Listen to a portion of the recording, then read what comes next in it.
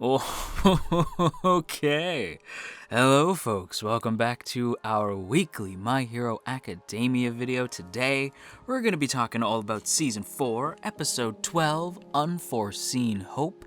But before we get into the gloriousness that was this episode, I want to give a big thank you to those of you who shared last week's video over on Twitter. At Janeme, at iLovely, at No For Nothing, at Crystal Rosebud, at Bubblubber, at Kisachan94, at Gray Likes Mochi, at Deep Not That Deep, at Nigel Buffalo, and at Arthur Nellis. Thanks so much for sharing last week's video, everybody, and if you too would like to have your name shouted out in next week's My Hero Academia video, then be sure to share this video around on the internet, and then tag me at JoJo Talks Too Much over on Twitter, and I will be sure to shout out the first 10 of you in next week's video. Okay, so before we get into this week's video proper, I do think it's important to have a bit of house cleaning from last week. Last week, there was a big hubbub about Mirio's episode, the big Mirio moment, having a slideshow, essentially, instead of actual bones-level fights. Now, I had said back then that I wished that there was animation, but for what we got, it was cool, and I'm sure it was just as cool in the manga. I was then informed that in the manga, it is just a handful of panels, and it's not even, like, we actually got technically on paper more from the anime adaptation, but some folks were still disappointed regardless because they felt like Mirio got kind of robbed of an awesome bones-level fight. And I can respect that, but at the same time, when you consider the fact that not only does Bones have their hands full with this week's episode and next week's episode, but they're also working on a movie, and to expect Bones-level fights in every single episode of every show that Bones does, that's a big ask. Should Mirio have gotten a Bones-level fight? In my opinion, yeah, I do think he should have. Am I super disappointed that we didn't get that? No, because again, the story, the character, the voice acting, the music, everything else lifted that whole scene up, and I still stand by what I said last week, that I think it's still a really stellar episode, just lacking that Bones-level animation that we've come to know. But at the same time, I'm not disappointed about last week, and seeing what they bring to the table this week, I gotta say, it may have been actually pretty much worth it, because the animation we get here is dope, and what we see in that clip for next week has me all the more intrigued. But I don't want to jump around too much. We're going to go through the episode bit by bit by bit, as usual, and we're going to go ahead and start with the quote-unquote redemption of Rocklock. Rocklock is a character of whom I am not the biggest fan of. The character was very much annoying through most of this arc so far. He's rude, obnoxious, or so we thought, but he still was. Him saying that, like, oh no, like, I wasn't trying to be rude or obnoxious doesn't change the fact that he was, in fact, rude and obnoxious. It just makes us aware that that wasn't necessarily his intentions, but he still came off that way. However, now that we know his intentions, it does sort of redeem him a wee bit, in my eyes at least. We basically have this scene where the heroes are catching up to the events of Mirio vs. Overhaul, basically trying to piece together what happened. We know that Irinaka was knocked out, so they're just trying to piece everything together. So they now know that Irinaka was in fact using that quirk-enhancing drug, and so they can't actually have him reassemble the hallways or anything. So on that front, they're basically boned. It's going to be down to Deku to smash Detroit, smash the walls down, and they are trying to decide what to do, since they also know that the League of Villains are also running around. So the cops want to go after the League of Villains.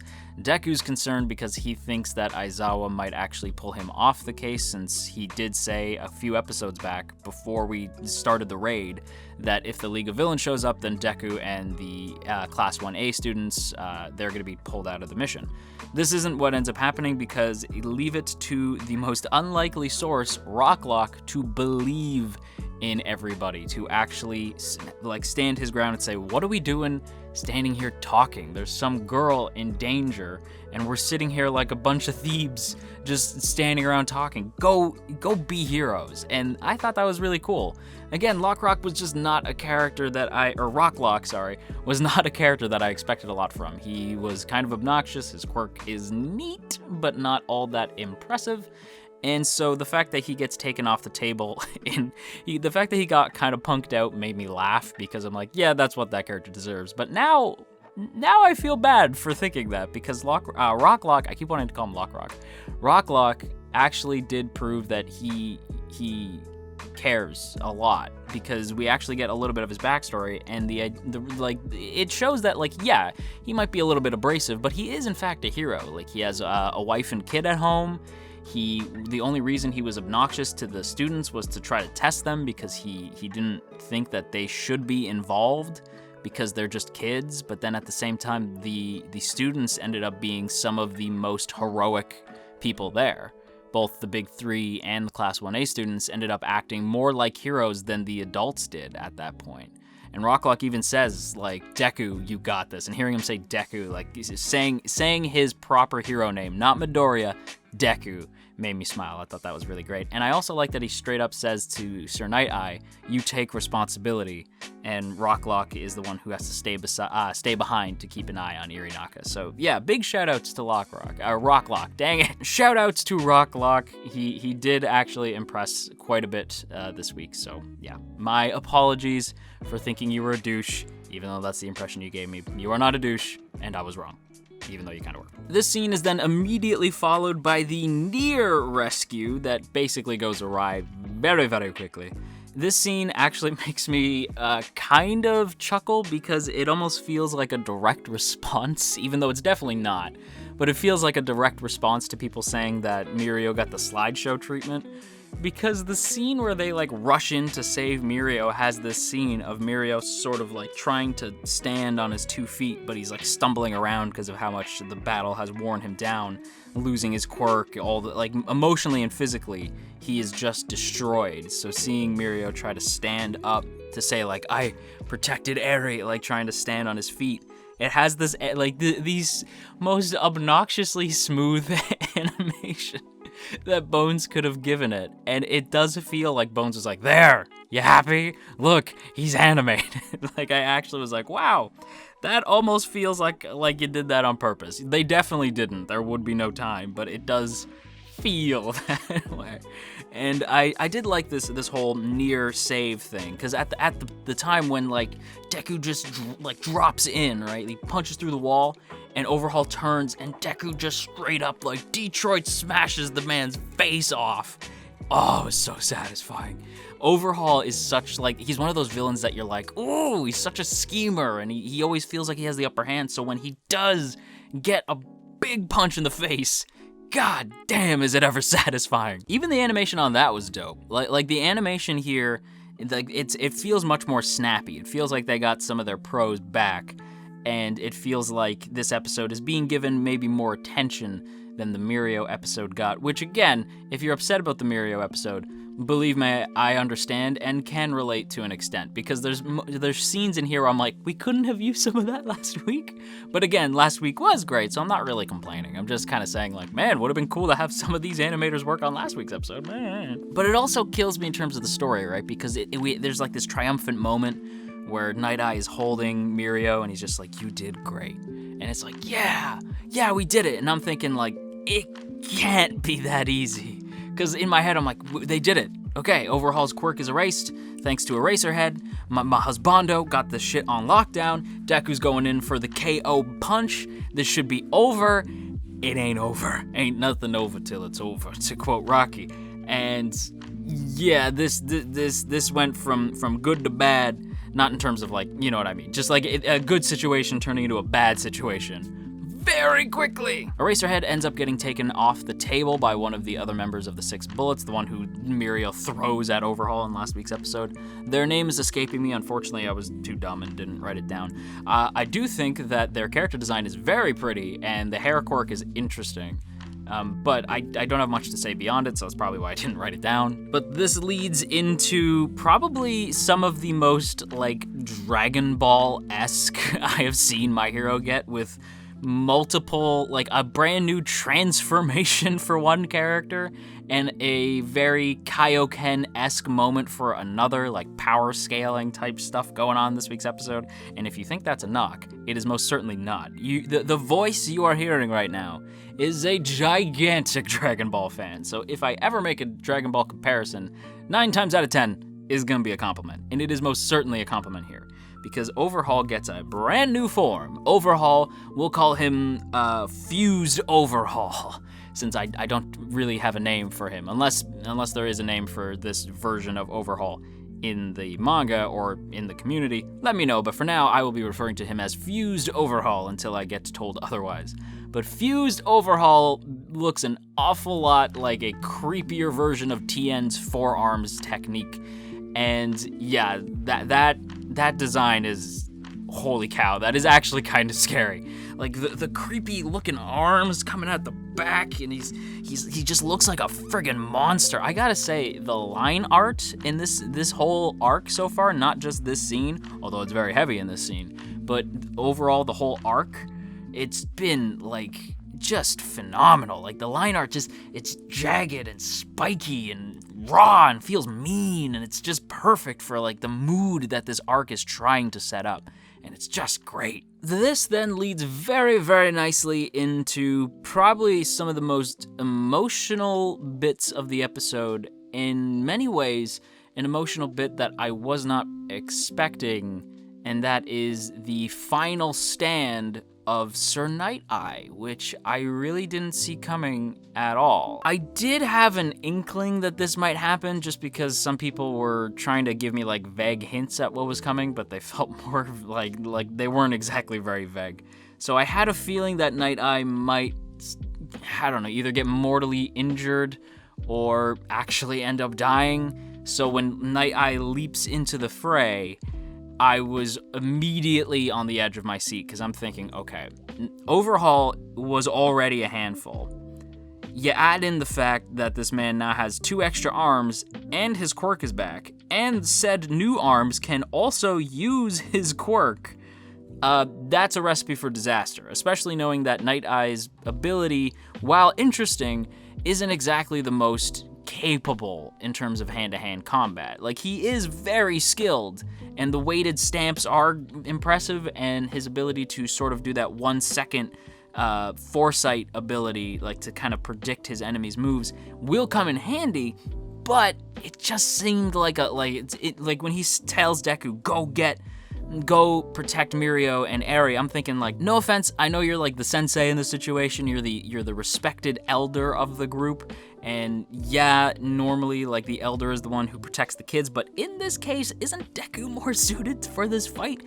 But at the same time, it made me respect Night-Eye, like as if I didn't already. Night-Eye is a character that really, really grew on me, because at the beginning, I wasn't sure what to feel about him. I liked him, but his personality was so off the wall in certain ways that I wasn't, like, it was just so hard to get a real grip on this character at first, and not in a bad way. He was meant to be this sort of enigma type character for a little bit, but now that we're here, and we get to this standoff between him and Overhaul, it made the final moments of that really, really hit, especially the way Mirio reacts, like just, sir, like that reaction just, kills me. I don't think he is dead, because we did get that little clip in the next week's preview where it looks as though he's being sort of cared for by the other heroes. So I do think there's a chance that he could be okay. I'm really hoping he doesn't die, because I still feel like there's so much Night-Eye can do, and I feel the same way about Night-Eye getting taken off the board as I did about Mirio having his quirk taken away. I just feel like there's more that those characters can do. And the flashback with Night-Eye where he straight up says, like, I will not use my quirk to look into people's futures anymore, because he feels as though as soon as he sees the future, it can't be changed. He even points out that he's purposely done things and made decisions that altered the future, but yet the outcome remains the same, which I feel is very interesting, and I would like to see like a little bit more of that explored. Maybe Horikoshi can elaborate on that in like one of those like character description type things. According to Night-Eye's flashback, no matter what happens, things will ultimately end up the same way. But what I like is that Deku says like, okay, fine, if that's the future, then I'm just gonna twist the future until we get to a point where ultimately everybody's okay. He doesn't say that to Night-Eye, he says that to Overhaul, but Night-Eye was very clearly listening. And Night-Eye even says, the future I saw was Eri leaving with Overhaul and you and I dying. Like, he says that, he doesn't say that to Deku out loud, but that's what he says, like, in his head. Basically says that to the audience, that what he sees is him and Deku dying, and Overhaul ultimately succeeding and recapturing Eri. And that gave me a heart attack up until the big twist towards the end of the episode. But before we get into that, I want to talk about the second Dragon Ball-esque moment, and that is one for all, 20%! Kaioken times 3! I'm sorry, that's all it reminded me of right away.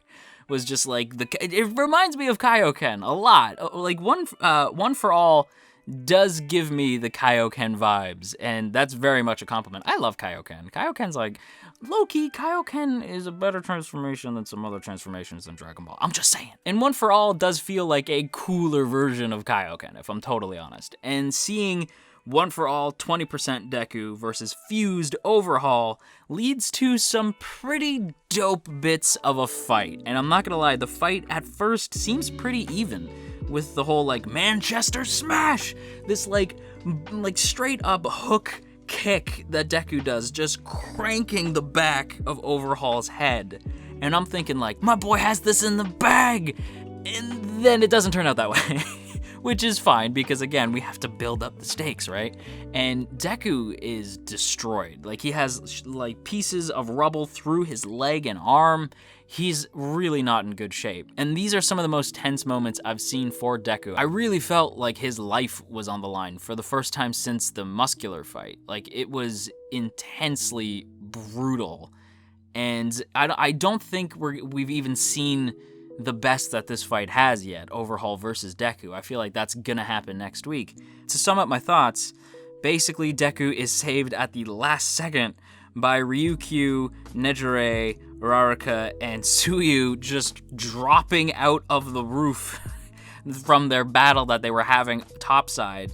They kind of crash through the ground, and this ultimately is like enough of a distraction to stop the fight between Overhaul and Deku. And the preview we get for next week, like I said, it shows a lot that is yet to come, and I do feel like next week might be an S-tier episode. Like, I feel it in my bones, in my studio bones. But before I start rambling even more, I'm gonna go ahead and wrap up my thoughts on this week's episode by giving it a very strong rank of A. This was so impressive. This is borderline S at some, like, there's even some scenes that I would say are S tier. Like, it's just a phenomenally done episode.